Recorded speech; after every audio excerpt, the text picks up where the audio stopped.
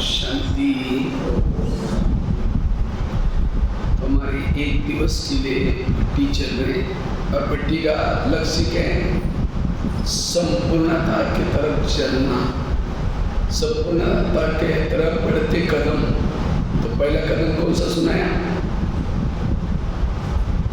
व्यर्थों से मुक्त बनना। दूसरा कौन सा सुनाया? योग तपस्या करना, विधि से योग लगाना। और यह है तीसरा कदम। अगर हमें संपूर्ण बनना है, संपन्न बनना है, उसके लिए पर चिंतन से बचना, सदा श्रीमत का पालन करना। जो पर चिंतन से बचा रहता है, व्यर्थ संकल्प से बचा रहता है, श्रीमत प्रमाण चलता है, वो क्या बनेगा? वो संपन्न बनेगा और संपूर्ण बनेगा। इसमें तो ऐसा तो कोई नहीं बैठा जो कभी भी किसी का परचिंतन नहीं करता है, कभी भी किसी का परचिंतन नहीं करता, ना सुनता है ना करता है। ऐसा कोई बैठे होंगे तो हाथ खड़ा, और झूठ बोले कौवा काटे, झूठ बोलेगा कौवा काट के जाएगा। तो कौन कौन है इसमें जो कभी भी हम किसी का परचिंतन सुनते ही नहीं, ना किसी को किसी की बुराई सुनाते हैं? ऐसे कोई बैठे? कोई भाई लोग हाथ में उठ रहे, मतलब सब करते हैं। तो परचिंतन से क्या लाभ मिलता है बताओ? परचिंतन करने से लाभ क्या मिलता है? क्या लाभ है? जब लाभ नहीं तो क्यों करते फिर? सफाई करेंगे ना, दिवाली आने वाली, यही सफाई है।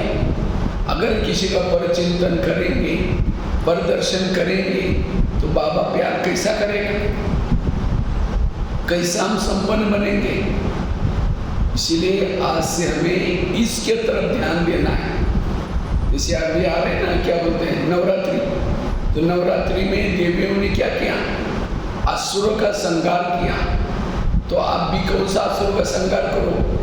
आज से प्यारे बाबा कभी भी किसी का परचिंतन नहीं करेंगे, ना किसी का सुनेंगे। अगर एक ये संकल्प करेंगे, क्योंकि परचिंतन करने से टाइम वेस्ट हो जाता है, परचिंतन करने से वायुमंडल खराब हो जाता है, परचिंतन करने से हमारी स्थिति बिगड़ जाती है। इसलिए इसी से बचना। ये परदर्शन, परचिंतन पुरुषार्थ में बहुत बड़ा विघ्न है। जो परचिंतन ही करता है, प्रभु प्यार उसको कैसे करेगा? इसी सवेरे भी बताया ना, किसी के घर में जाओ, उनके बच्चे भी बैठे, उनका बाप भी बैठा है, बच्चे भी बैठे हैं, और बाप की बुराई करेंगे या अपना बच्चे की बुराई करेंगे, ये बच्चा ठीक नहीं, नालायक है, ऐसा है वैसा है। और बाप को कहेंगे आप बहुत अच्छे, कितने अच्छे। बाप कहेगा तुम पहले यहाँ से भाग जाओ, तुमने मेरे बच्चों को खिलाने की, तुम मेरे बच्चे बोलता है। तो हर एक व्यक्ति किसका बच्चा है? परमात्मा का बच्चा। अगर सारा दिन उसको कहेंगे मेरी भाभी ऐसी, पड़ोसनी ऐसी है, मेरा बेटा ऐसा है, मेरा पति ऐसा है, और शाम को योग में बैठेंगे, मीठे बाबा, प्यारे बाबा, अब शांति के सागर, दया के सागर, बाबा कहेगा तुम पहले यहाँ से भाग जाओ, तुमने मेरे बच्चों को खिलाने की, तुम मेरे बच्चा बोल रहे। परमात्मा को हर बच्चा प्यारा है।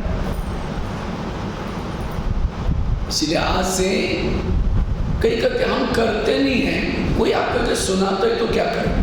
क्यों सुनाता है? हम सिर हिलाते हैं, अच्छा और क्या होगा? जब सिर हिलाएंगे तो सुनाने वालों को क्या हो जाएगा? इंटरेस्ट रहेगा।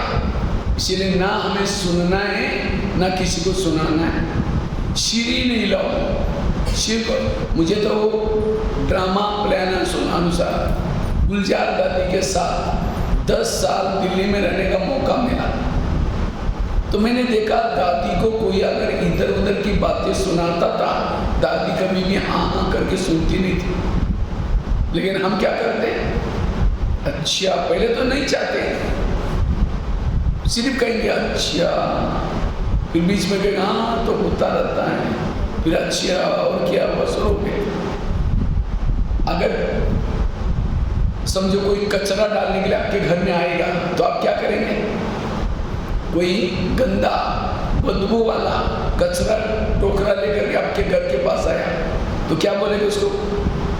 आपका धन्यवाद, रोज आया करो, और जहाँ पूजा होती है वहाँ डाला करो, ऐसे बोलेंगे? उसको तो भगाएंगे ना।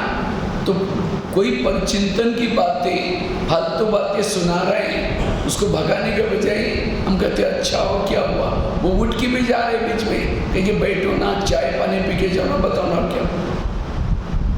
अगर एक दिन उनकी खातिरी करेंगे, चाय पानी पिलाएंगे, रोज आपके पास आकर के सुनाएंगे। और जहाँ कचरे वाली बातें, व्यर्थ बातें, भगवान उसके दिल में कैसा बैठे? दिल को स्वच्छ रखो। कोई वोमिटिंग करता है, उल्टी करता है तो कहाँ जाता है? वोमिटिंग करने के लिए कहाँ जाते हैं? वॉश बेसिन में। और जो कहीं वोमिटिंग करता, नाक बंद करके कहते उधर जा उधर जा। तो परचिंतन भी एक प्रकार की वोमिटिंग है। जब कोई परचिंतन करता है तो कहाँ जाता है? कहाँ सुनाता है? उल्टी कहाँ की जाते हैं? वॉश बेसिन में। और परचिंतन कहाँ किया जाता है? कान में। तो कान कोई हमारा वॉश बेसिन तो नहीं है ना। वैसा कान का आकार कैसा है? सुंदर सा वॉश बेसिन है, बीच में नली भी। वो कोई उल्टी करता था, नाक बंद करके कहते उधर जा उधर जा, और यहाँ कोई उल्टी करने के लिए आता है और क्या हुआ? डाल दो मेरे वॉश बेसिन। और हर व्यक्ति का वॉश बेसिन फिक्स है। हर व्यक्ति का सुनाने का स्थान योग्य है। जब कुछ ऐसी बातें देखेंगे उसको बुला करके, इसलिए परचिंतन से बचना। परचिंतन करने वाला वायुमंडल खराब करता है। जैसे कोई फैक्ट्री से धुआं निकलता है तो गवर्नमेंट क्या करता है? उसको क्या करते हैं? बंद करते हैं, क्योंकि पॉल्यूशन होकर के घाटा हो जाएगा सबका। इसी तरह अगर हम परचिंतन करेंगे, बाबा ऊपर से देखेगा कि छत्तीसगढ़ के कौन सी फैक्ट्री से धुआं निकल रहा है, उसके बुद्धि का ताला बंद कर देगा। अगर एक बार मेरे बुद्धि का ताला बंद हो गया, ना मुरली याद रहेगी, ना परम धाम दिखाई पड़ेगा, ज्ञान में चल रहे, अनुभव नहीं है, ताला बंद हो गया। मुश्किल से ताला खोला हुआ है। 63 जन्मों से मंदिर में जाकर क्या कहते थे? हे भगवान मेरे बुद्धि का ताला खोलो। देखो प्रदर्शनी बहुत लोग देखते हैं, ज्ञान सुनने के लिए बहुत आना चाहते हैं, लेकिन आ नहीं पाते क्योंकि उनका ताला बंद है लोग। इसलिए अब हमें परचिंतन करके अपने ताले को बंद नहीं करना है, परचिंतन से बचना है। कभी कभी मुरली में भी बाबा कहते हैं बच्चे जगमई जगमई, बोलता है ना, बच्चे जगमई नहीं करो, बच्चे किसी का परिचय। ये बाबा ये धारणा क्यों बोलता है? क्योंकि उसका और योग का कनेक्शन है, उसका और संपूर्ण बनने का कनेक्शन है। ये टाइम परचिंतन करने का नहीं, ये टाइम किसी को दूसरे को देखने का नहीं है, ये टाइम है अपने आप को ठीक करने का। हमारी गिनती के 100 है। एक यात्री था, एक यात्री यात्रा करने के लिए निकला। वो बहुत आनंद लिया इस जीवन की यात्रा का, लेकिन यात्रा करते करते अचानक उसकी यात्रा जंगल में चालू हो गई, जंगल आ गया। अब यात्री को डर लगता है, कोई शेर ना आ जाए, कोई चीता ना आ जाए, तो भी यात्रा हिम्मत कर यात्री जा रहा था। अचानक बीच बीच में पीछे में मुड़ के देखता था कहीं शेर ना आ जाए, तो अचानक इस यात्री ने देखा एक शेर उसके पीछे लगा था। अब यात्री तो डर गया, पीछे मुड़ के दौड़ रहा था। अचानक वो जंगल में कुआं मिला, वो चल रहा था, पीछे मुड़ गए, उसको पता नहीं था कि कुआं है। अचानक एक कुएं में गिर गया वो, और नीचे भी नहीं गिरा, बीच में जो झाड़ियाँ थी उसके फंस गया अंदर से।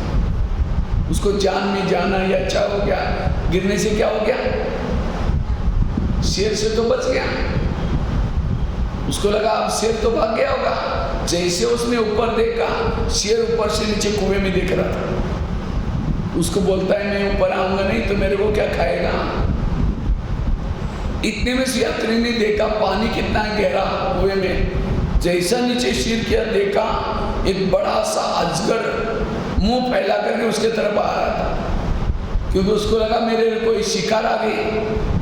अगर वो यात्री अजगर से बचने के लिए ऊपर जाता, क्या होता? सिर खा लेता। इतने में उसकी नजर गई, जिस बेलपत्ती पर लटका था, एक बाजू में चूहा काट रहा था, सफेद चूहा उस बेलपत्ती को काट रहा था। और इधर देखा तो इधर सफेद चूहा, इधर काला चूहा। वो बेलपत्ती पर ज्यादा समय टिक नहीं सकता था, वो कटते ही कहाँ जाता? अजगर के मुंह में। अगर उसे बचने के लिए ऊपर जाता शेर। अब वो यात्री का फर्ज क्या है? जितने भी श्वास रहे भगवान को याद करके सफल बनाए। उसके वजह वो यात्री क्या करता है? ऊपर से गिरने से मधुमक्खियां बैठी थी, उड़ के चली गई थी, उसका शहद नीचे टपक रहा था। वो यात्री शहद लेकर के चाटने में मस्त हो गया। वो शहद लेकर के मस्त चाट रहा है। वो भूल गया कि मैं मरने वाला हूं। ये कहानी किसी और की नहीं, ये किसकी कहानी है? हम सभी की कहानी है। हम भी परम धाम से हम आत्मा यात्रा करने के लिए नीचे आए थे। यात्रा करते करते अब हमारी यात्रा कहाँ चल रही है? कलयुग में अंत में जंगल में चल रहे हैं। और इसी जंगल में सभी के पीछे शेर लगा हुआ है। कौन सा? ये विनाश रूपी शेर लगा हुआ है। और इस शेर से कोई भी बचने वाला नहीं है।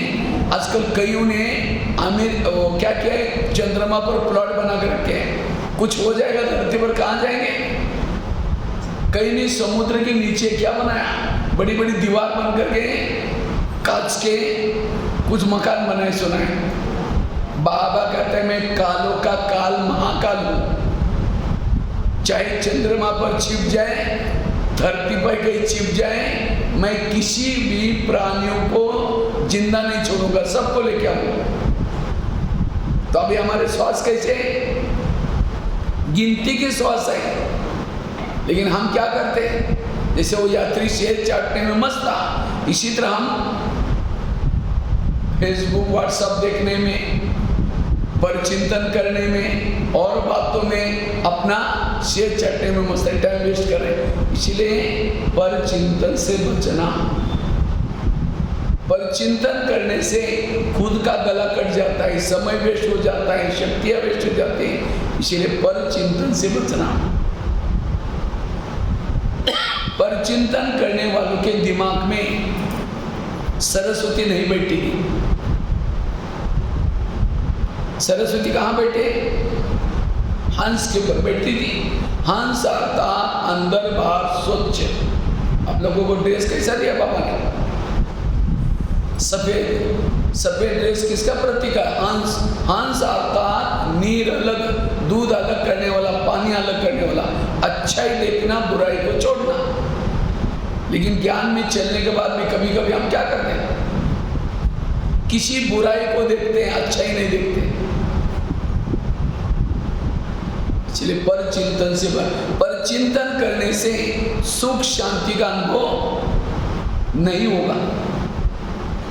जब योग में बैठेंगे, सारा दिन परचिंतन किया है, ना योग लगेगा ना बाबा का अनुभव होगा। एक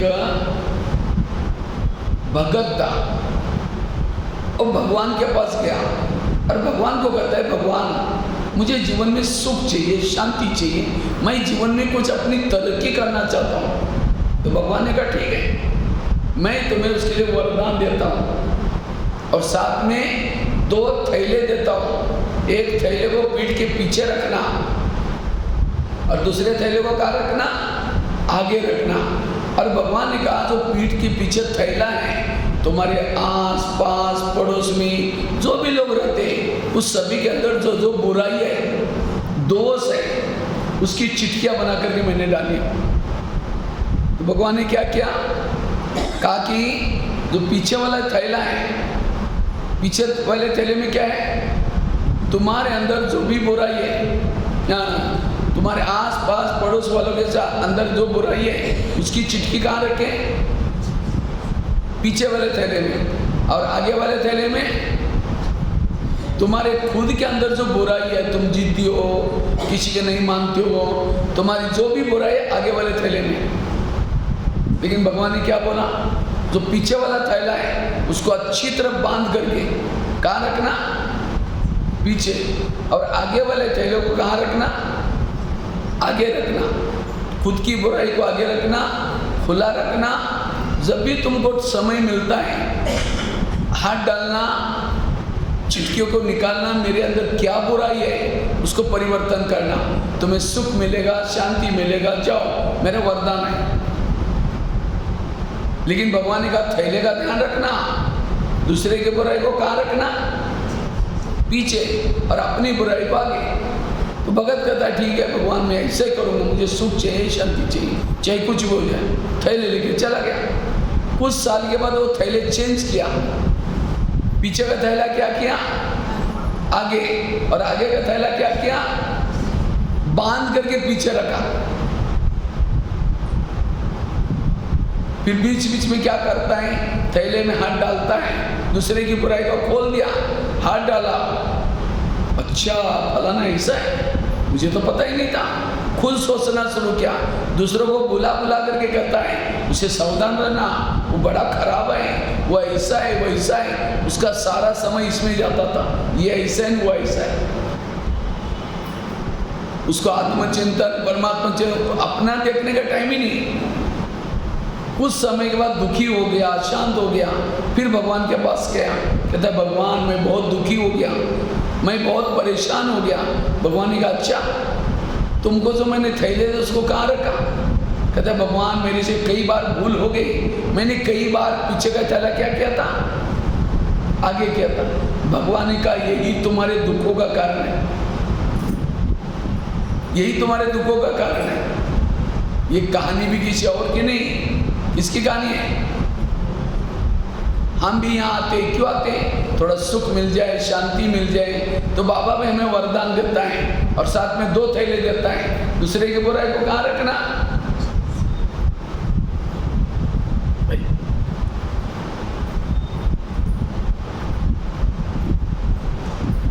दूसरे को बुराई को कहाँ रखना? पीछे रखना, और अपनी बुराई को। लेकिन हम बाहर जाकर के क्या करते हैं? दूसरे की बुराई को आगे लेते हैं और अपनी बुराई को। इसलिए आज से हमें पर चिंतन से बचना है। तो सभी हाथ आगे करेंगे और प्रतिज्ञा लेंगे, प्यारे बाबा, जोर से बोलेंगे, प्यारे बाबा, ये संगम युग चल रहा है, संगम युग का समय बड़ा अनमोल है। आज से हम कभी भी पर चिंतन नहीं करेंगे, किसी की भी दोष नहीं देखेंगे, पर चिंतन करके वायुमंडल खराब नहीं करेंगे, पर चिंतन से बच करके रहेंगे, ना किसी का पर चिंतन सुनेंगे, ना किसी को पर चिंतन सुनाएंगे, पर चिंतन रूपी असुरों को खत्म करेंगे। ओम शांति। इसका अब लाज रखना हाथ का, क्योंकि पर चिंतन कौन कौन नहीं कर रहा, किसी ने हाथ नहीं खड़ा किया, मतलब सब करते हैं। बस ये भी इस भट्टी में स्वाह करो, इतनी बात को भी स्वाह करो, बहुत बड़ी चीज है। याद रखना, कभी कभी बाबा एक महावाक्य मुरली में कहते हैं, मेरे अच्छे अच्छे बच्चे थे, ज्ञानियों करते थे, सेवा करते थे, लेकिन आज वो है नहीं, चले गए। आता है मुरली में कभी बात, वो क्यों गए, कहाँ गए? और मैं खुद भी 40 साल से देख रहा हूँ, कई बाबा के अच्छे अच्छे बच्चे थे, बहुत सेवा करते थे, लेकिन आज वो है ही नहीं, चले गए। क्यों? उन्होंने किसी के दोष देखना शुरू किया, चला गया। आए थे वो हरि भजन करने के लिए, उठने लगे, तो आप लोगों को तो जाना तो नहीं है ना, लास्ट तक रहना है ना। इस धारणा को पक्का करना। ब्रह्मा कुमारी में आकर के जो सबकी अच्छाई देखता है वो अंत तक रहेगा और अंत में बड़ा मजा आने वाला है। जो गए हैं वापिस आएंगे लेकिन बहुत पश्चाताप होगा उनको।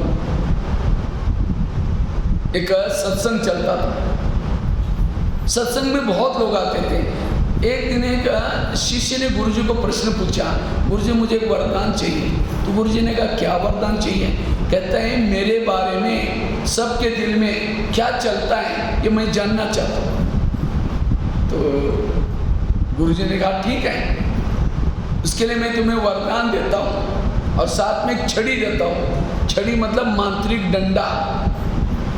जब भी किसी के दिल में तुम्हारे बारे में क्या चलता है वो जानना है, ये छड़ी को क्या करो अपने दिल पर रखो खुद के, और जिसके दिल में तुम्हारे बारे में क्या चलता है उसका जानना है, उस व्यक्ति का नाम लेना। छड़ी को दिल में रखना, उस व्यक्ति का नाम लेना, पता चलेगा। छड़ी दी, वरदान दिया, शिष्य चला गया। लेकिन अचानक शिष्य को याद आया पहले मैं गुरुजी की चेकिंग करता हूँ, गुरुजी के दिल में मेरे बारे में क्या चलता हो। छड़ी दिल में लगा, गुरुजी का नाम लिया, थोड़ी सी छड़ी काली हो गई। अब जैसी छड़ी काली हो गई उस शिष्य को लगता है अरे गुरुजी के अंदर मेरे बारे में कालापन है, इनको गुरुजी बना करके फायदा क्या। आश्रम में आना बंद हो गया। एक दिन हो गया, 2 दिन हो गया, महीना हुआ। एक दिन गुरुजी के ध्यान गया, अरे ये कुर्सी तो कई दिनों से खाली है, यहाँ बैठने वाला तो सबसे पहले आता था, इतनी अच्छी सेवा करता था, इसको क्या हुआ। गुरुजी उसके घर में गए और पूछा क्या जी आजकल आप सत्संग में नहीं आते? नहीं, कहता है गुरुजी आजकल थोड़ा बच्चों की परीक्षा है, गर्मी का बरसात का सीजन है, खेतीबाड़ी का काम है, थोड़ा आजकल मेहमान भी घर में बहुत आ रहे हैं और मेरी भी तबीयत थोड़ा ऊपर नीचे है। गुरुजी ने कहा 6 साल से आश्रम में आते थे, आंधी आए, तूफान आए, कुछ भी हो जाए, आप कभी भी आना बंद नहीं करते थे। नहीं जी, नहीं, जरूर कुछ बात है। कहता है गुरुजी आपके अंदर मेरे बारे में कालापन है, आपके अंदर मेरे बारे में कालापन है, इसीलिए कारण मैं नहीं आता हूँ। तो गुरुजी ने कहा अच्छा ये बात है क्या, लेकिन तुमने देखा तुम्हारे अंदर औरों के बारे में कितना कालापन है? कहा कि नहीं देखा। देखो, शिष्य ने छड़ी को दिल में रखा, खुद का नाम लिया, पूरी छड़ी काली हुई थी। गुरु की कितनी काली थी? कितनी काली थी? थोड़ी सी काली थी, लेकिन शिष्य ने अपनी देखी तो कितनी थी? पूरी काली थी, थोड़ी सी सफेद थी। तो अपनी काली देखकर के खुद को शर्म आई, सिर नीचे झुकाया। तो गुरुजी ने कहा कोई बात नहीं, मैं भी जब शुरू में आश्रम में आया था मेरी भी छड़ी पूरी काली थी, लेकिन मैंने तपस्या करके, सेवा करके, दान पुण्य करते इतनी तो बची है, वो तो निकल जाएगी। लेकिन अगर तुम मेरे को देख करके आश्रम में नहीं आओगे, जो तुम्हारी सफेद बन रहे वो भी काली हो जाएगी। वो शिष्य कहता है गुरुजी आपने तो मेरी आज आंखें खोली, ये कहानी भी किसी और की नहीं, किसकी कहानी है? हमारी अपनी कहानी है। आज हम यहाँ आते आते हमारी जो काली आत्मा थी, पतित आत्मा थी, पावन बनना शुरू हो जाती है। जैसे यहाँ आएंगे, बहनों के संपर्क में आएंगे, सेवा के संपर्क में आएंगे, धीरे धीरे नज़दीक आएंगे, फिर कहीं कहीं क्या सोचते हैं, यहाँ जो पैसे देते हैं ना ज़्यादा उनको आगे करते हैं। फलानी बहन जी ऐसे हैं, वो भाई ऐसा है, वो सेंटर पर ऐसा होता है, कुछ ना कुछ निगेटिव देखेंगे। याद रखना, जब आप किसी की निगेटिव देखते हैं, अवगुण देखते हैं, सबसे पहले आपकी भावना बिगड़ जाती है। और भावना और योग इसका बड़ा कनेक्शन है। जितनी आपकी सेंटर के प्रति भावना ऊंची, बहनों के प्रति भावना ऊंची, मधुवन के प्रति भावना ऊंची, इतना ही नहीं यहाँ आने वाले भाई बहनों के प्रति भावना ऊंची, उतना योग ऊंचा।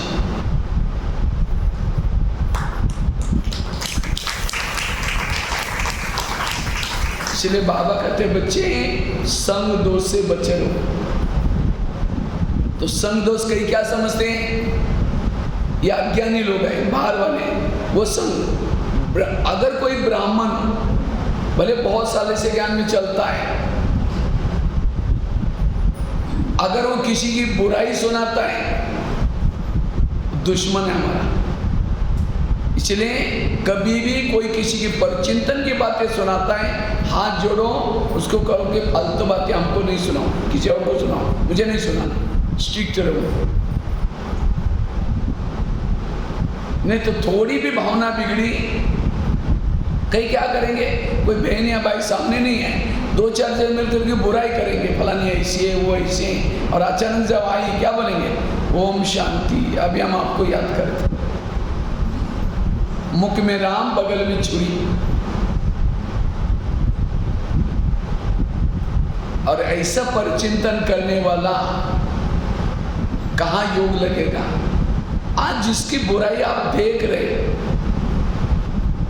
वो कितना साल से ज्ञान में है, उन्होंने कितनी तपस्या की है, कितना त्याग किया है, आखिर वो है तो इंसान है ना। उसकी जो कमी है, वो कमी तो ज्ञान में चल रहे, योग में चल रहे, निकल जाएगी। अगर तुम उनको देख करके आप ही आना बंद करेंगे, जो आपकी सफेद छड़े वो भी काली हो जाएगी। इसलिए किसी की भी दोष ना देखो। दोष देखने वाला खुद का घाटा करता है, इसलिए पर चिंतन से बचना। आज इस भट्टी में इसको 100 करो, तब आप संपूर्ण बनेंगे, संपन्न बनेंगे, बाप समान बनेंगे। बाबा ने आपका अवगुण देखा है, गुण देखा है? क्या देखा? आपका गुण देखा है ना। अगर अवगुण देखता तो आप यहाँ आने के लायक थे ही नहीं, देवी देवता बनने के लायक थे ही नहीं। भगवान ने हमारे अंदर 80-90% अवगुण थे, एकाधा कोई गुण था, उसको पकड़ करके यहाँ लाया। और हम कभी कभी मंदिर में जाते थे, क्या बोलते थे, हे भगवान मेरे अवगुण चित्त में ना रखना भगवान। अब उसको तो कहते हैं मेरा अवगुण चित्त पर न रखो, और हम दूसरे का अवगुण चित्त पर रखते हैं, हमको छुट्टी है क्या? इसलिए पर चिंतन से बचना।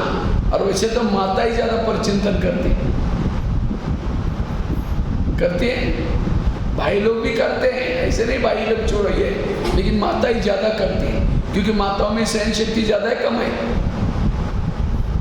बताओ माताएं, रेस्पॉन्स करो, माताओं में सहन शक्ति ज्यादा है, कम है? बोले नहीं,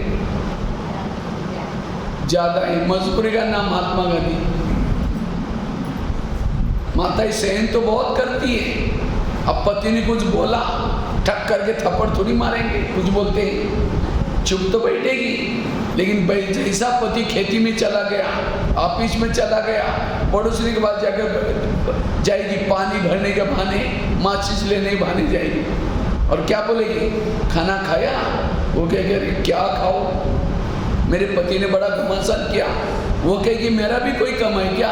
यही तो मैं सुनाने के लिए आई हूँ। फिर अपने पति की सुनाएंगे, फिर सास भी ऐसी है, फिर उसका वो बेटा भी ऐसा है, ये भी ऐसी है, वो अपनी सुनाएंगे, वो इसको कहेंगे परचिंतन। जाते जाते वो क्या बोलेगी, मैं कभी कभी धमकाती हूँ, तुम भी कम नहीं करना, न तो सिर पर बैठेगा, अभी से कंट्रोल में रख। बस वो बातें सुन के आएगी, सारा दिन वही चिंतन चलेगा। अब शाम को आएगा धमकाऊंगी, शाम को आएगा धमकाऊंगी। जब शाम को आता है, पानी मांगता है, कैसे देंगे, ले तेरे बात। ये परचिंतन का परिणाम। खाना भी बनाएंगे, कैसे बोलता रहता है और फिर भी खाना मांगता रहता है, इतना सारा कर बर्तनों को ये कर, और वही खाना किसने खाया? घर वालों ने खाया। अब अशांति वाला भोजन किया, खाना खाने के बाद 30 दिन के बाद उस भोजन का क्या बनता है? खून बनता है। अब खाना अशांति में बनाया, खून अशांत बना, मन में शांति नहीं है, तो कहाँ जाता है? दोस्तों के पास। भी दोस्त कहता है चलो आज फिल्म देखते हैं, चलो थोड़ा नशा करते हैं। और कुछ समय के बाद वो माता क्या बोलते हैं? मेरा बच्चा बिगड़ गया, मेरा पति बिगड़ गया। किसने बिगाड़ा? मैंने परचिंतन किया, पड़ोसनी को जाकर सुना, पड़ोसनी की बातें सुन करके मैंने खाना गुस्से से लिया, खाना गुस्से से बनाया, पानी गुस्से से लिया, पूरा घर बिगड़ गया। इसीलिए कहते हैं माता ही जागी संसार जागा, माता ही सोई संसार सोई। इसलिए माताओं को इस शिवरात्रि के समय से क्या करना है? ये नवरात्रि के समय से दृढ़ मुझे सहन शक्ति की देवी बननी, मुझे कभी गुस्सा नहीं करना, पर चिंतन नहीं करना। और अभी प्रतिज्ञा की, माताओं के पेट में कोई बातें ठहरती नहीं, ये कुदरती है। अगर कुछ घटना हो गई किसी को सुनाएगी, और पहले देखेंगे इधर कोई सुनता तो नहीं, कान भी सुनाएगी, कहेगी बस मैं तुमको ही सुना रहा हूँ, किसी को नहीं सुनाना। वो फिर किसी को सुनाएगी, कहेगी तुमको ही सुना, वो किसी को सुनाएगी, लास्ट में आएगा आपके पास ही, आप कहेंगे मैंने केवल उसको ही सुनाया था। और इसी कमजोरी का फायदा हमारे ब्रह्मा बाबा ने लिया है। माताओं के पेट में कोई बातें ठहरती नहीं, इस कमजोरी का फायदा किसने लिया? ब्रह्मा बाबा ने। और ज्ञान का कलश किसको दिया है? माताओं को। क्यों? अगर माताओं को सुनाएंगे, माताओं के पेट में बातें ठहरेंगी नहीं, सबको सुनाएंगे। इसीलिए हर क्लास में माताओं की संख्या ज्यादा होती है। देखो भाइयों से भी दो, अब बहन जी ने थोड़ा बोला ही होगा, हमारे यहाँ भट्टी होने वाले, माउंट आबू से भाई आने वाले, माताओं ने 10 जगह पर सुनाया। देखो माता कितनी आई, और भाई तो गिनती के थोड़े भाई लोग आए, वो किसी को नहीं सुनाएंगे, वो अपने में मस्त। अच्छी बातें भले सुनाओ, लेकिन बुरी बातें किसी को, सहन शक्ति की देवी बनो।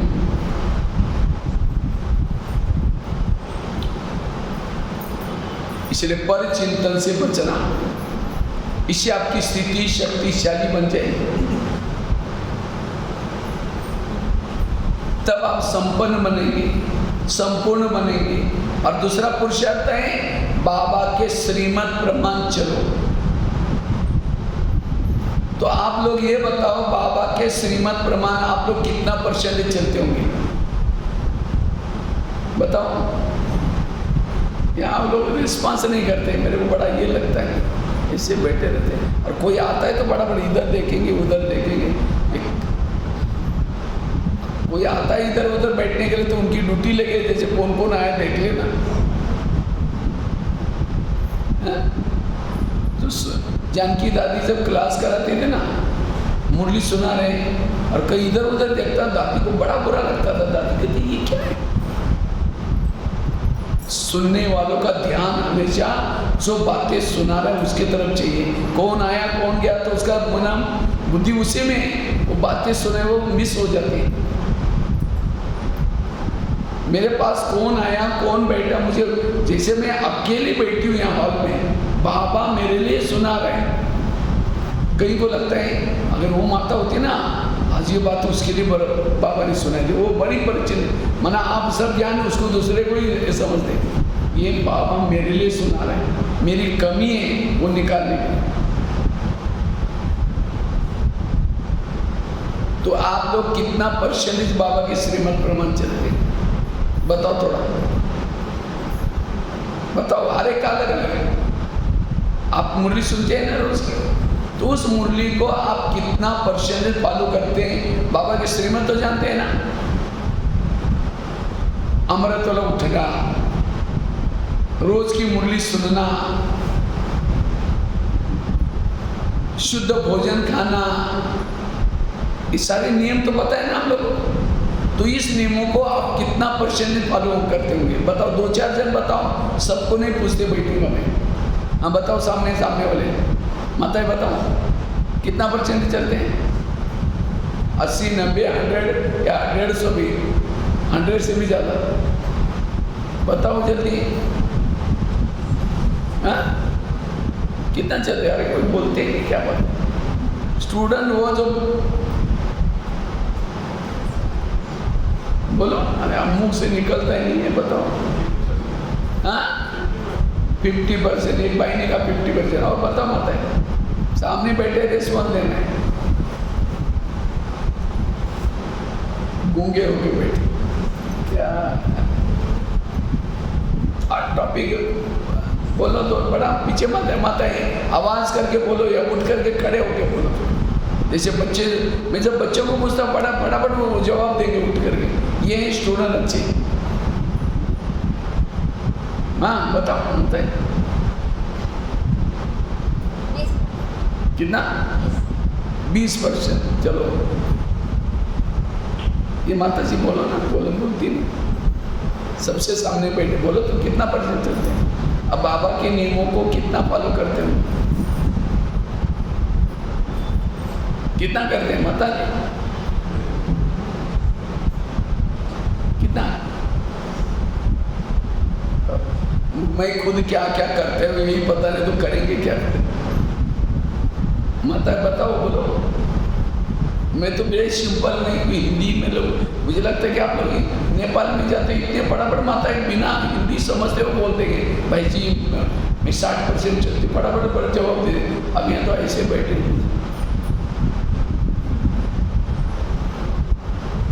बोलो बोलो। अब उड़ीसा में जाते हैं, उड़ीसा में भी भले हिंदी, अब यहाँ तो हिंदी भाषा है, यहाँ छत्तीसगढ़ी भाषा बोलना पड़ेगा। फिर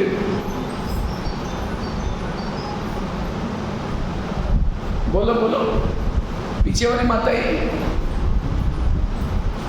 हाँ?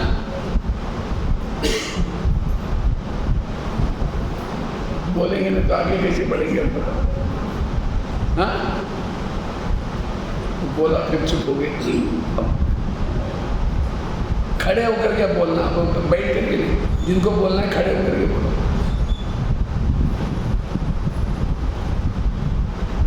भाई लोग बोलो।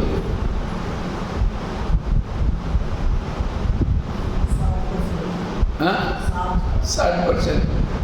ये माता जी तो बोले नहीं, मैं बताओ सबसे पहले बैठने अच्छे स्टूडेंट बैठने चाहिए, जो इतना खुशी से सुनाने वाले वाला। नंबर तो बैठा को बैठे, अब बोल ही नहीं रहे कैसे स्टूडेंट। बोलो माता जी, आपको बोल रहे, आपको जो चेयर पर बैठे माता जी, कितना परसेंट चलते हैं? हाँ 20%। हाँ बोलो 80% बैठो। और पीछे वाले लास्ट के भाई लोग बोलो 70%। अच्छा उधर एक लास्ट में माता एक दो बोलो। हाँ 50%। आजकल हम नियम किसको समझते हैं? ये बहुत गहरा टॉपिक है जो मैं आपको सुना रहा हूँ, क्योंकि कई क्या समझते हैं, मुरली सुन ली, योग किया तो सत्युग में जाएंगे। बहुत गहरा ज्ञान है ये। हर नियमों के समझो सारा दिन के 100 मार्क है, तो 100 में से 10 मार्क अमृत वाले के होते हैं, 10 मार्क मुरली के होते हैं, 10 मार्क भोजन शुद्धता जो खाए उसके होते हैं, 10 मार्क ट्रैफिक कंट्रोल के होते हैं, 10 मार्क 20 मार्क पवित्रता के ज्यादा मार्क है। क्यों? 2 प्रकार की पवित्रता है, एक स्थूल में ब्रह्मचर्य और दूसरा मनसा वाचा कर्मणा वो ब्रह्मचर्य, इसलिए 20 मार्क है। अब समझो हम क्या समझते हैं, मुरली सुन ली तो हम कितने मार्क देंगे अपने को? 10 की 10 देंगे। नहीं, मुरली के पहले आधा घंटा योग किया तब आपके 5 मार्क मिलेंगे। मुरली के पहले आधा घंटा योग के 5 मार्क, मुरली सुनने का केवल 1 मार्क है, और मुरली को धारण किया उसके 4, ये 4 सुनने का 1 5, और क्लास के पहले योग किया वो 5, तब 10 मार्क मिलेंगे। और हम कितना देते हैं? मुरली सुन ली, हाँ सुन ली, 10 मार्क देते। अच्छा अमृत वाला के कैसे होते हैं? अमृत वाला बेड पर से उठे आप 5 मार्क मिल गए, भले योग लगा न लगा, आप उठ गए वहां से, और उठ करके आंखें बंद करके बैठे, 2.5 मार्क कट हो गया। आंखें बंद है। अब वो आंखें तो खुली हैं, लेकिन बुद्धि रूपी नेत्र बंद है। बुद्धि से परम धाम नहीं गए, बस चित्र को देख रहे बैठे, तो भी 2.5 मार्क गए। ये है सूक्ष्मता। सफेद ड्रेस पहन कर क्लास में नहीं आए थे, मार्क कट हो गया। बैच नहीं पहना, मार्क कट हो गया।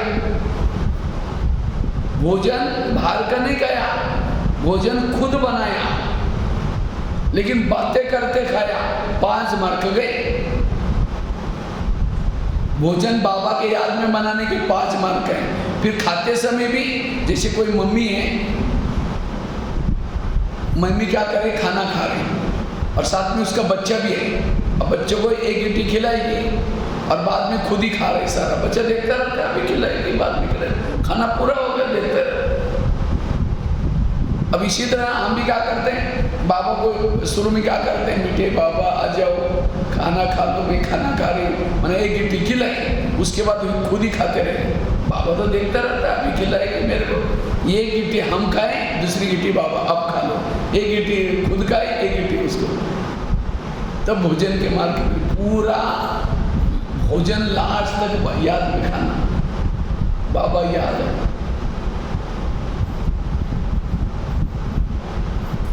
लेकिन हम नियमों पर मन क्यों नहीं चलते, नियम को क्यों तोड़ते?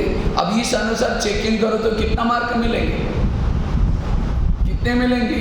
सुबह को मिली हल्दी के काटी, खत्म में पंसारी बन गया।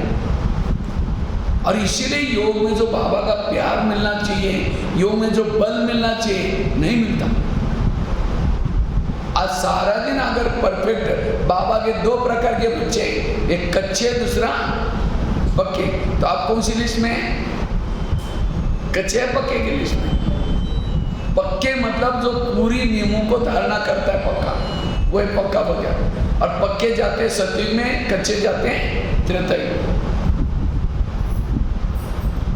इसलिए हमें पक्के बनना है। जब चलना है, लोग लाज क्यों करते हैं? अब लोग ही दुनिया में कैसे हैं, समझो यहाँ पाएंगे, बैच पहन के आएंगे, मुरली सुनेंगे, बाहर का भोजन नहीं खाएंगे, तो लोग क्या बोलेंगे, अरे कहाँ ओम शांति में जाते हैं, बाहर का खाना नहीं खाते, फैशन नहीं करते, ये कोई लाइफ है क्या? अरे खाओ पियो मौज करो, इसीलिए दुनिया में आए क्या? किसने आपको बनवाया? ये तो लोग ऐसे चलता रहता है। ठीक है, कल से यहाँ आना बंद करो और क्या करो, पैंट पहनो, एक सिगरेट ले लो और बाल खुला करके गली में घूमो। क्या बोलेंगे? अरे कुछ पूजा पाठ करो, कुछ भक्ति करो। वो कर रहे थे तभी बोल रहे थे, और यहाँ ये कर रहे, फैशन कर रहे तो भी बोल रहे। इसीलिए कहते हैं सुनो सबकी करो, बोलो सुनो सबकी करो, मन की नहीं श्रीमत की। मन की करते, इसलिए बड़ा बड़ा बता रहे मन की। ये स्लोगन चेंज करो, ये भक्ति का स्लोगन है।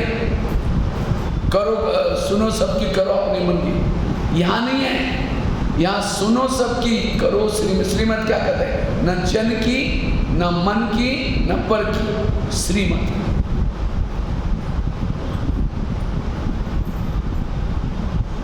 इसलिए श्रीमत प्रमाण चलो। सीता कमजोर क्यों बनी? क्यों बनी? क्योंकि सीता रेखा डाल करके दिया था लक्ष्मण ने, और क्या बोला, भाभी इसे बाहर नहीं जाना, बाकी सब हम देख लेंगे, बता के गया। लेकिन जैसा रावण आया, उसने, रावण ने पहले तो देखा इसमें कुछ प्रॉब्लम है, यानी अंदर गई थी, उसने अपना क्या किया, वेश बदल दिया और साधु मन करके आया, और फिर दूर से भिक्षा मांगना शुरू किया। तो कहा कि आ जाओ, अंदर आ जाओ। कहते नहीं नहीं, तुमको देना तो दो, साधु अंदर नहीं आएगा। तो उसको लगा कहीं श्राप ना दे, कहीं नाराज ना हो जाए, साधु नाराज ना हो जाए। ये श्रीमत में क्या मिला है उसने? मन मत मिक्स गया, और क्या करके बाहर आई, साधु उठा के लेके गए रावण। इसी तरह हम भी किसी का घर में जाते हैं तो क्या समझते हैं, बाबा कहते बच्चे किसी को नाराज नहीं करो, अगर इनका खाना नहीं खाएंगे नाराज हो जाएंगे, अगर खाना नहीं खाएंगे तो दुखी हो जाएंगे। बाबा कहते हैं बच्चे किसी को दुख नहीं दो। इस श्रीमत में क्या मिला रहे? मन मत। इसलिए बाबा कहते बच्चे आज उस देहदारी को राजी करने के चक्कर में भगवान को आपने क्या किया, और भगवान नाराज नहीं होता, आपका तकदीर नाराज हो जाएगी। इसलिए श्रीमत के लिए पक्का प्रतिज्ञा करो, और जो श्रीमत प्रमाण चलता है वो संपन्न बनता है, संपूर्ण बनता है, बाप समान बनता है। एक फिर भी यहाँ मैं छत्तीसगढ़ में देखा लो क्लास कम आई थोड़ी। हम राजस्थान में क्लास में जाते हैं तो राजस्थान वाले भाई बहने जब भी क्लास में आते हैं माताएं वगैरह घूंघट लेकर के बैठी थी। सारी माताओं के चेहरे ढके रहते हैं, वहाँ की प्रथा है। अभी 10-12 साल पहले एक माता जी, मैं टेलीफोन, उस समय एसटीडी बूथ थे मधुबन में, तो एक माता जी टेलीफोन करने के लिए आई थी, मोबाइल फोन करने के लिए। उस समय एसटीडी बूथ था, तो मैं वहाँ कुछ कारण से मुझे भी फोन करना था, कहीं मैं खड़ा था, तो माता जी फोन डायल कर रही थी। जब उसका फोन लगा फटाफट घूंघट लेकर के उसमें से बात कर रही थी, घूंघट के नीचे फोन किया, बात कर रही थी। तो मैंने माता जी को पूछा आप घूंघट से बात क्यों कर रहे हैं? कहते ससुर जी से बात कर रहे थे ना। मैंने कहा ससुर जी कहाँ हैं? कहते जयपुर में। अब जयपुर से ससुर जी ने देख तो नहीं लिया, लेकिन ससुर जी का ससुर जी कौन है? कौन है? शिव बाबा। उसके लिए कितने लोग ला जाते हैं। अगर अमृत वाला नहीं उठेंगे ससुर जी क्या बोलेंगे, अगर मुरली नहीं सुनेंगे ससुर जी क्या बोलेंगे। ये ससुर जी की कोई लोक लाज नहीं, और एक जन्म का ससुर जी कितना लोक लाज। इसलिए बाबा की सुनो, बाबा क्या कहता है वो सुनो। इसलिए श्रीमत प्रमाण पक्के चलो। कई बार मैं ट्रेनों में बस में जब जाते ना, कई भाई बहने हमारा बैच होकर देखकर कहते हैं अच्छा आप ओम शांति वाले क्या? मैंने कहा हाँ ओम शांति। कहते हम भी ओम शांति में हैं। हमने कहा मुरली सुनते हैं? नहीं मुरली नहीं सुनते। अच्छा आप भोजन वगैरह मधुबन में? मधुबन कहाँ है, क्या है? अब बताओ काय का ओम शांति मानते? जो मुरली नहीं सुनता है, जो अमृत वाला नहीं उठता, जो क्षेत्र पर नहीं आता, वो काय का ओम शांति मानते? ओम शांति को मानना, बाबा को मानना, बाबा के श्रीमत को मानना। और जब तक श्रीमत प्रमाण नहीं चलेंगे वो सतयुग में नो एंट्री। इसलिए यहाँ कोई संदर्भ पर बहने नहीं बोल रहे, बाबा खुद कह रहे हैं अमृत वाला उठो। मुझे लगता है ज्ञान में इतने कोई नियम कायदे इतने ज्यादा नहीं है जो भक्ति मार्ग में थे। आज भक्ति मार्ग में कितने कायदे कानून है। मुझे याद है, मैं थोड़ा सा आवाज पड़ा, मेरे तेज बोलना पड़ रहा है। भक्ति मार्ग में मैं देखता था हमारी लौकिक माता जी थी, भक्ति करती थी। 1.5 किलोमीटर दूर मंदिर था, तो हमारे वहाँ जितना बड़ा सेंटर है ना, इतना बड़ा कुआं है। तो हमारे पास तो नल खेती में रहते हैं, तो कुएं में हम लोग नहाते थे। तो हमारी माताजी भी नहाने के लिए कुएं में जाते थे। वो नहा करके वो गीले कपड़े पहन करके 1.5 किलोमीटर मंदिर तक वो सोएगी, फिर एक डंडा लेती थी, डंडे से लाइन लगाएगी, फिर वहाँ सोएगी, फिर लाइन लगाएगी, फिर ऐसे कर। आंधी हो, तूफान हो, बरसात हो, वो उसका नियम था। आपको बाबा तो ये तो नहीं करता ना। बच्चे घर से लेकर के गीले कपड़े पहन करके यहाँ तक आओ, बोलता है आराम से चेयर पर बैठो। अगर ये होता है तो डायरी लेके आओ, नहीं लेके तो कोई बात नहीं। फिर भी हम इतना ज़्यादा ये नियम क्यों है? जैसे किसी पेशेंट को खांसी है, बहुत खांसी है, रात भर नींद नहीं आ रही, डॉक्टर के पास जाता है, तो डॉक्टर क्या करता है उसको चेक करता है, दवाई देता है। और कहता है दवाई खाना, लेकिन साथ में दही, इमली, खट्टी चीजें मत खाना। और पेशेंट क्या करे, दवाई भी खा रहे हैं और दही भी खा रहे हैं, तो क्या बीमारी ठीक होगी? परहेज। इसी तरह हम सभी को भी बीमारी लगे, कौन सी? काम की, क्रोध की, लोभ की। तो बाबा भी क्या करता है, टैबलेट्स, मुरली क्या है, टैबलेट दवाई, और साथ में परहेज। कौन से? बच्चे तुम्हें काम की बीमारी से बचना है, तुम भड़काऊ ड्रेस, कलर के ड्रेस नहीं पहनो, वैरागी बनो, सफेद ड्रेस पहनो, तुम मोबाइल की फिल्में वगैरह मत देखो,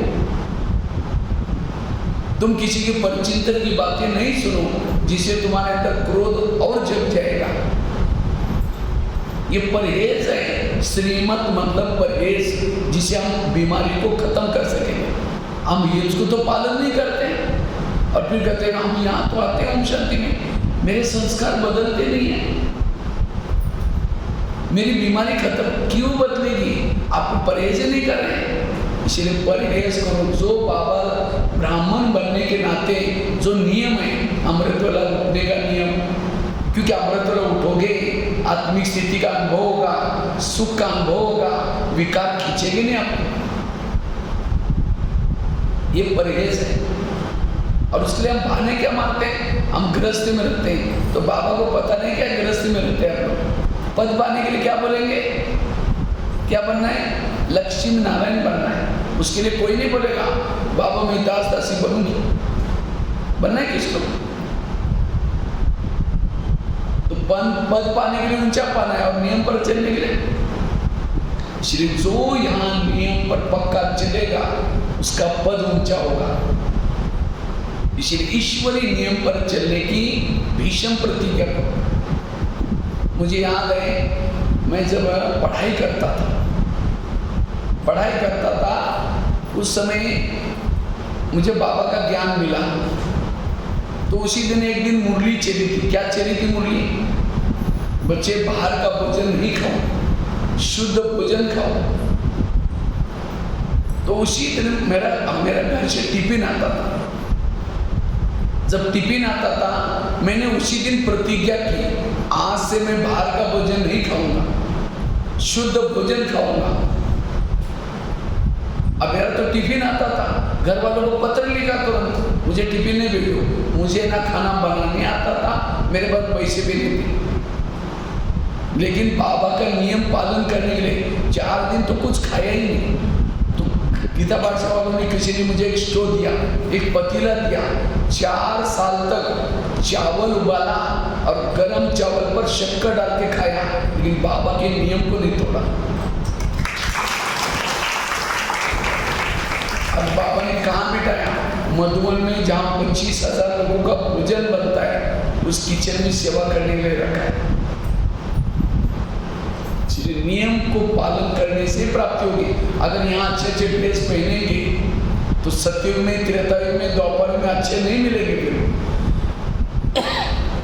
अगर यहाँ का नियमों का उल्लंघन करेंगे तो वहाँ फिर इसलिए त्याग में ही भाग्य होता है। और ये कोई त्याग कोई सिंपल नहीं है। इसीलिए बाबा कहते हैं जो ब्राह्मणों के नियम है वैसे चलो। अगर किसी के ज़्यादा घर में प्रॉब्लम है, घर वाले नहीं मानते, छोड़ो, उसको भी बाबा मना नहीं करता। लेकिन किसी को इच्छी है, घर वाले भी ज्ञान में चल रहे हैं, तो भी हम क्या करते हैं, कोई बोलने वाला भी नहीं है, तो भी हम नियमों को उल्लंघन करते हैं। इसलिए ईश्वरीय नियम प्रमाण चलना। एक होता है अमृत वेला का नियम, दूसरा होता है शुद्ध भोजन का नियम, पवित्रता का नियम, ट्रैफिक कंट्रोल करना। अगर ये मोटे मोटे नियमों को भी पालन करेंगे, और आपका समझो आपने सफेद ड्रेस पहना है, तो अगर गली से जाते हैं, आपका ड्रेस देख करके लोगों को क्या याद आएगा? क्योंकि ये ब्रह्मा कुमारी वाले हैं, ये कहते सचमुच विनाश होने वाला है, सचमुच ये सही बोलते हैं, तो आपके ड्रेस में किसको याद दिलाया? बाबा को। कितना बड़ा पुण्य का काम किया। आपने बैच पहना है, आपका बैच देकर के लोग क्या लेंगे? ओम शांति वाले। आपके बैच में किसको याद दिलाया? कितनी बड़ी सेवा हो जाती है। आते समय मैं देखता था, मैं केरला में गया था, केरला में बूढ़ी बूढ़ी माताएं सभी के पास डायरी पेन। वो एक बार जब क्लास में करता था, सारी माताएं लिख कर रहती, सबका चेहरा नीचे, एक भी बिना डायरी के नहीं। अब यहाँ तो देखो कोई पढ़े लिखे किसी के पास डायरी नहीं, कहते ये बातें तो हमारे पास है, ये क्या सुनने वाले, सुनाने वाले। इतने अच्छे अच्छे पॉइंट्स हैं पढ़े लिखे।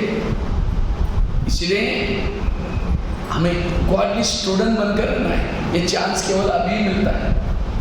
छोटे छोटे नियमों का पालन करना, ईश्वरीय नियमों का पालन करना,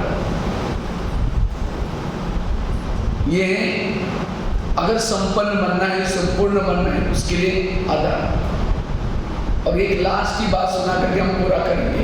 लास्ट में हम आधा घंटा योग भी करेंगे। अगर हमें संपन्न बनना है, संपूर्ण बनना है, कर्म गति को याद करके व्यर्थों से मुक्त बनो। पहली बात कौन सी सुनाई? सारा क्लास याद रहना है सवेरे से। पहली कौन सी बताई? अगर संपन्न बनना है, पहली बात कौन सी सुनाई? ड्रामा को पक्का करना है। वहां ड्रामा, वहां वाह बाबा वाह। दूसरी बात कौन सी बताई? व्यर्थों से मुक्त बनने के लिए दूसरी बात कौन सी बताई? जो हुआ अच्छा हुआ। तीसरी बात कौन सी सुनाई?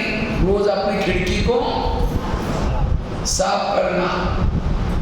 और दूसरी बात कौन सी सुनाई? अगर हमें संपन्न बनना है, योग का अभ्यास, तो योग कैसे लगाना है, मोबाइल का एग्जांपल दिया। उसके साथ में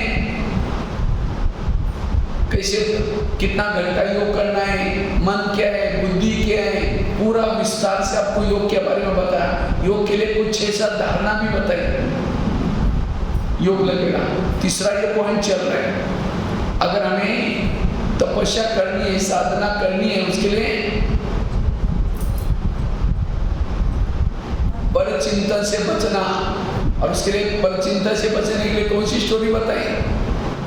थैले वाली, पीछे का थैला आगे नहीं लेना है। और क्या बताया? छड़ी वाली कहानी बताई।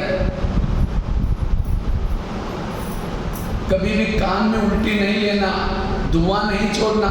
ये छोटी छोटी बातें याद रखेंगे, पूरा क्लास याद रहेगा। साथ में श्रीमत का पालन करना।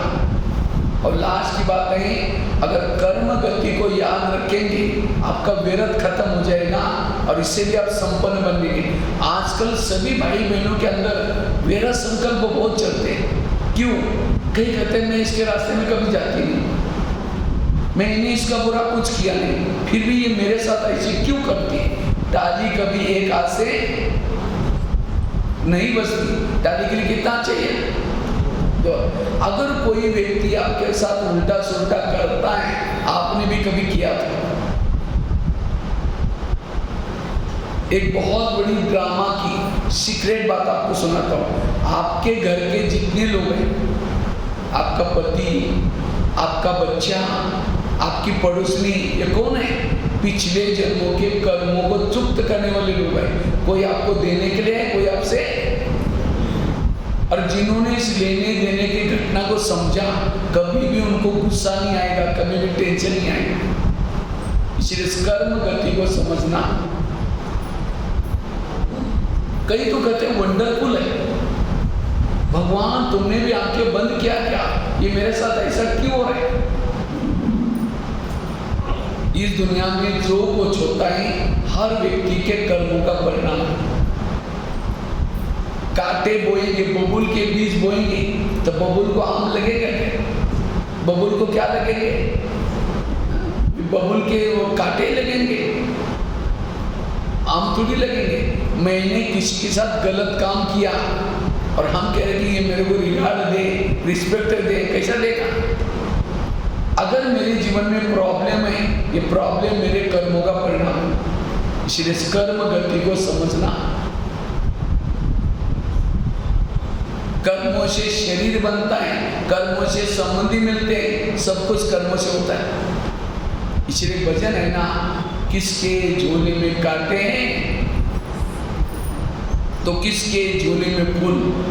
कोई कारण होगा रे, कोई कारण होगा, बांटने वाला एक है। कोई लूला बना, कोई लंगड़ा बना, कोई अंधा बना। क्यों? कर्म। इसलिए कर्म गति को समझो।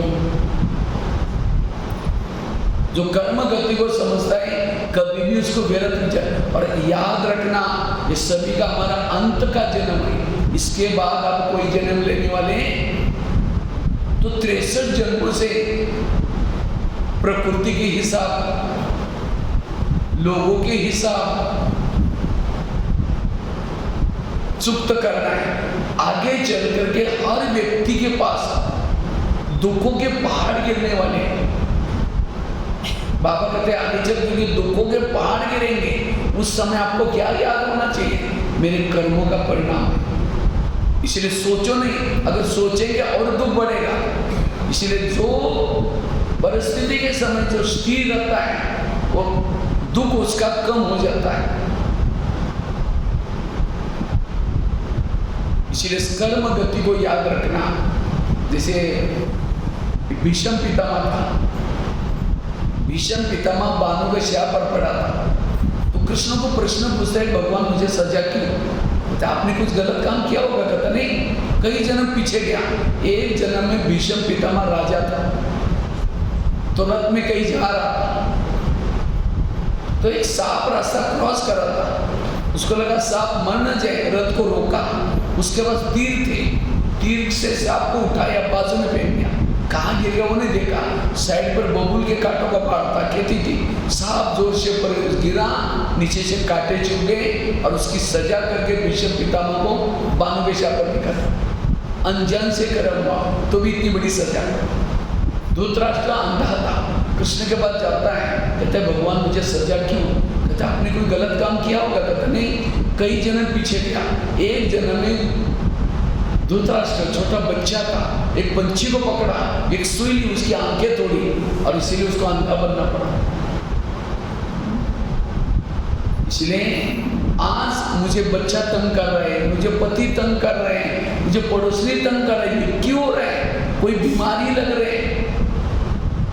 आज देखो कलयुग का लास्ट का समय है। लास्ट में ये प्रकृति हमको कितनी मदद करे।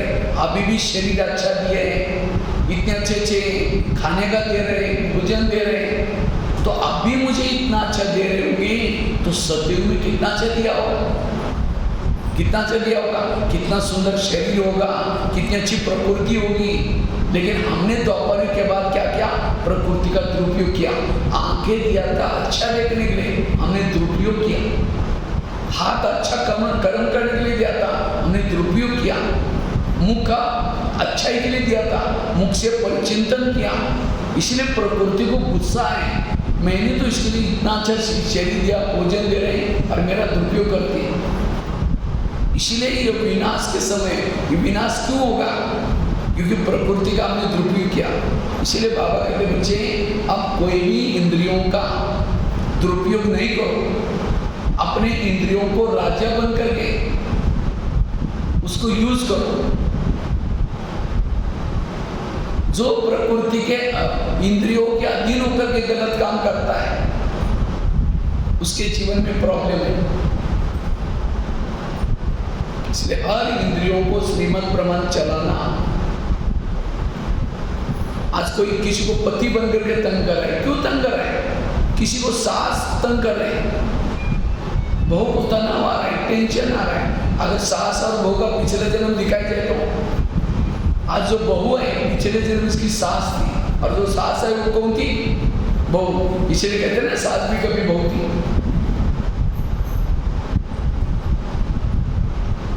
एक बहुत सुंदर मैं घटना सुनाने जा रहा हूँ, उसको ध्यान से सुनना।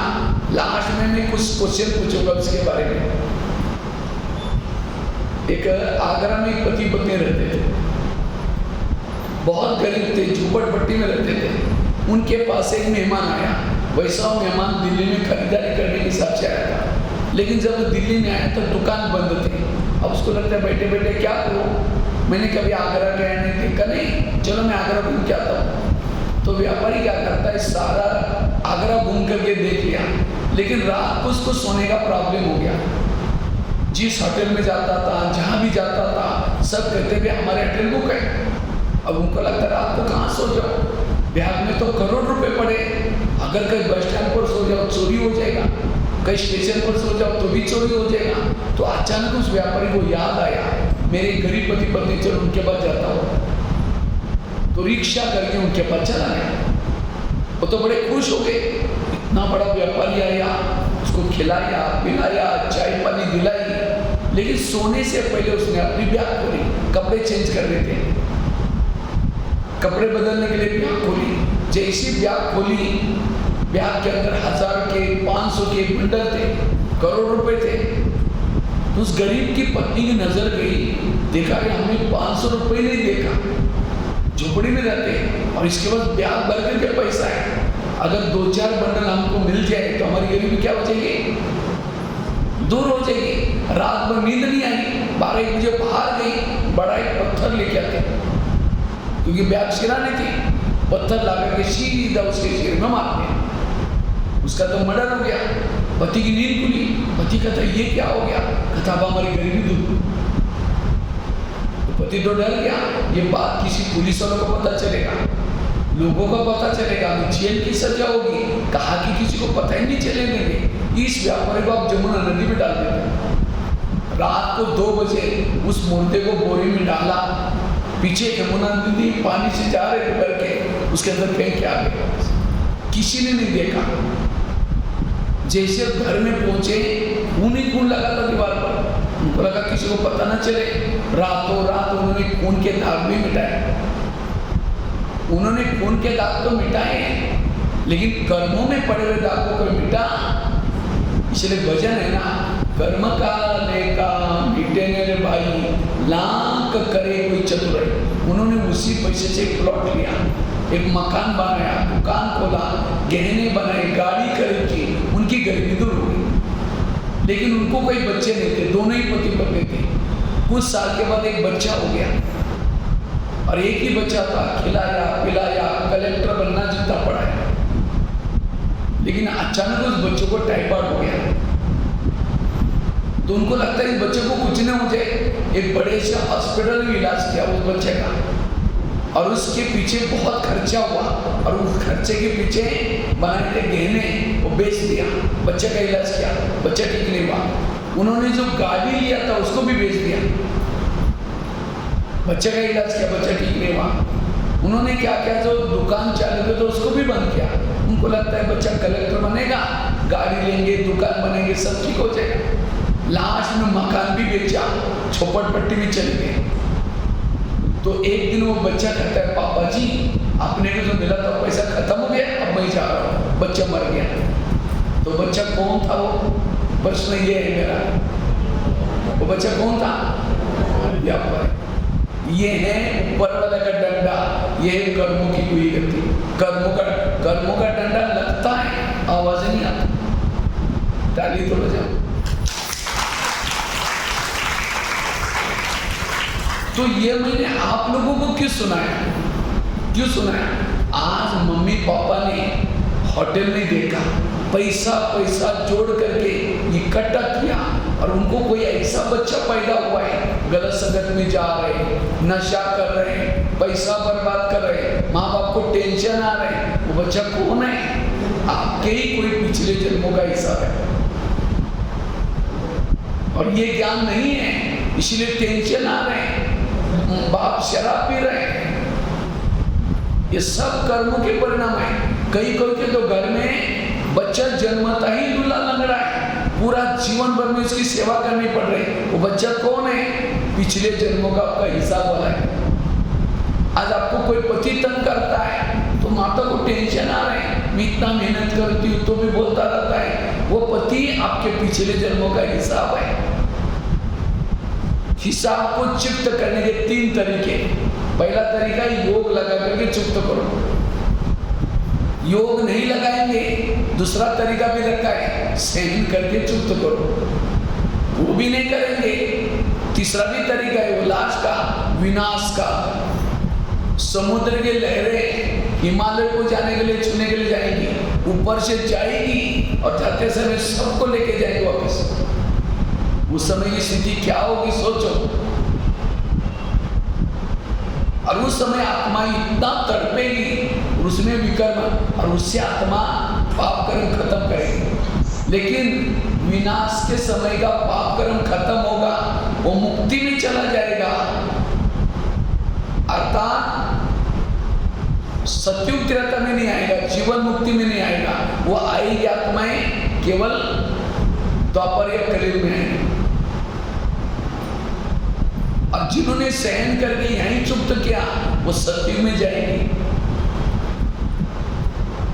सत्युग त्रेता में जाएंगे, पद कम हो जाएगा।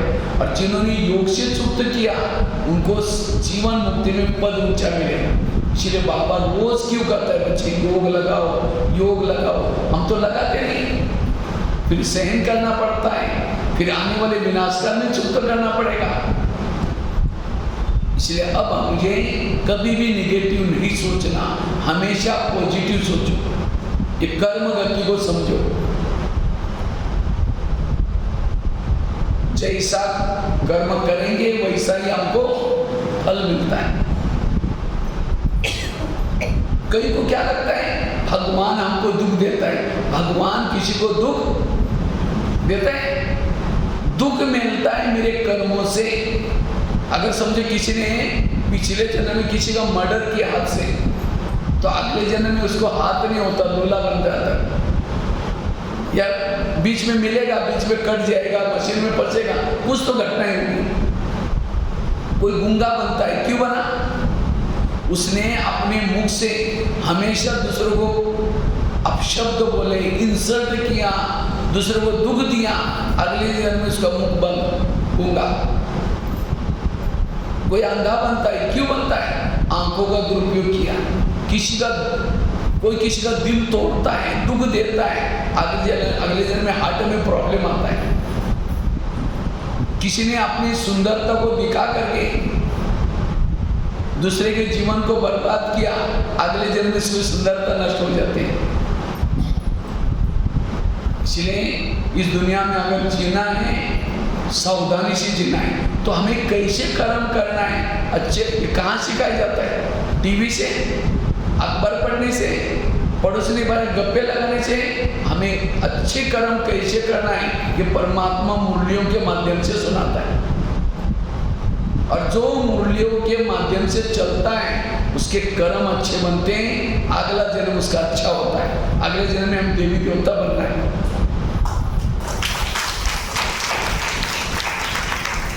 इसलिए रोज मुरली सुनना है। और जब मुरली सुनेंगे, गलत करेंगे, तो अंदर से याद आएगा, नहीं आज बाबा ने तो ऐसे बोला है, तो तुरंत आपके कर्म अच्छे बनेंगे।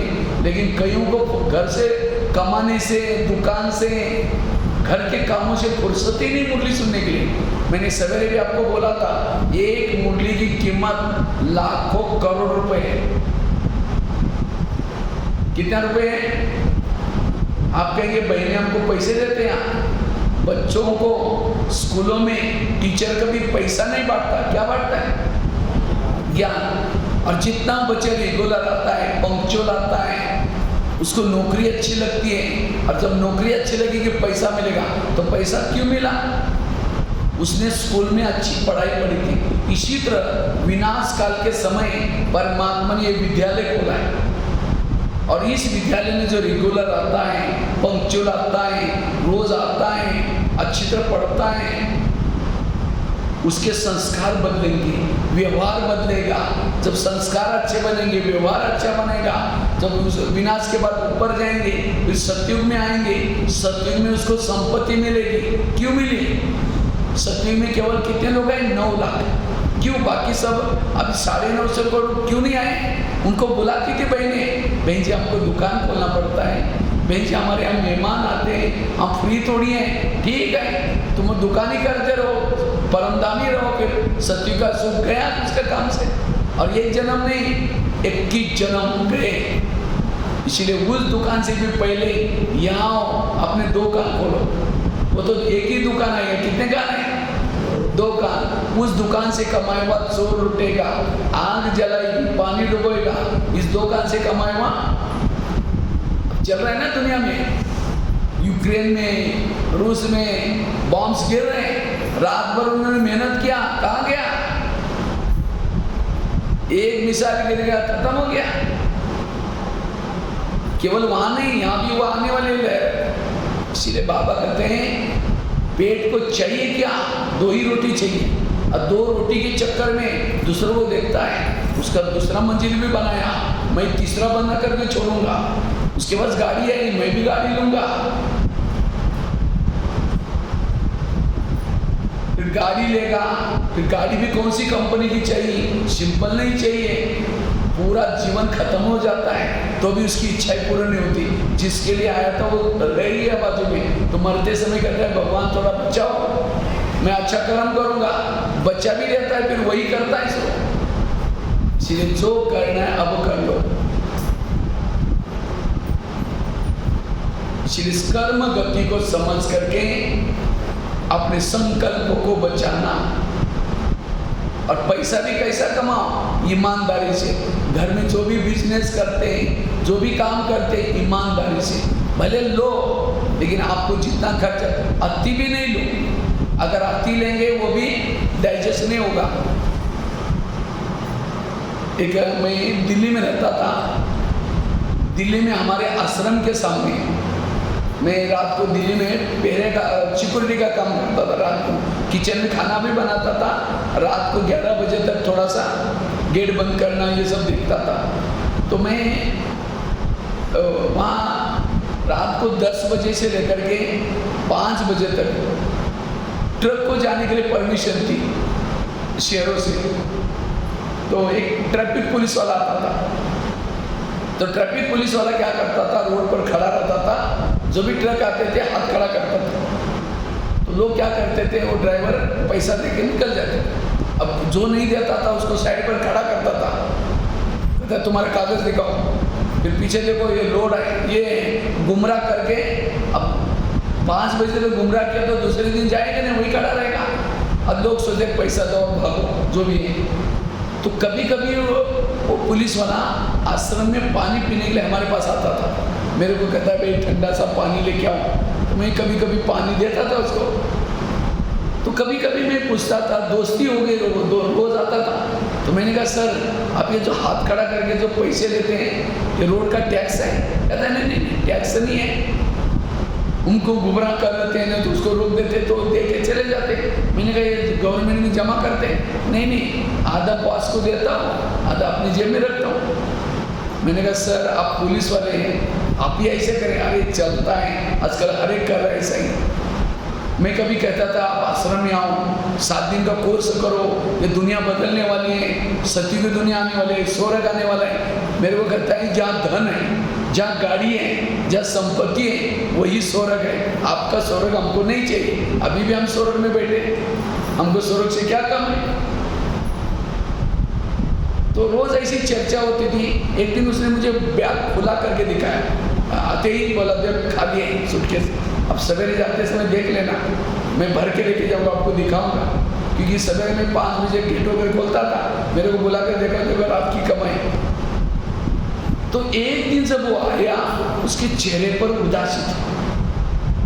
मैंने कहा सर कल आज क्या हुआ, आज उदास लग रहे, कोई ओम शांति वगैरह नहीं किया, पानी वगैरह नहीं पिया? कहता अरे बड़ी घटना हो गई, मैं टेंशन में 2 दिन से। मैंने कहा क्या हुआ सर?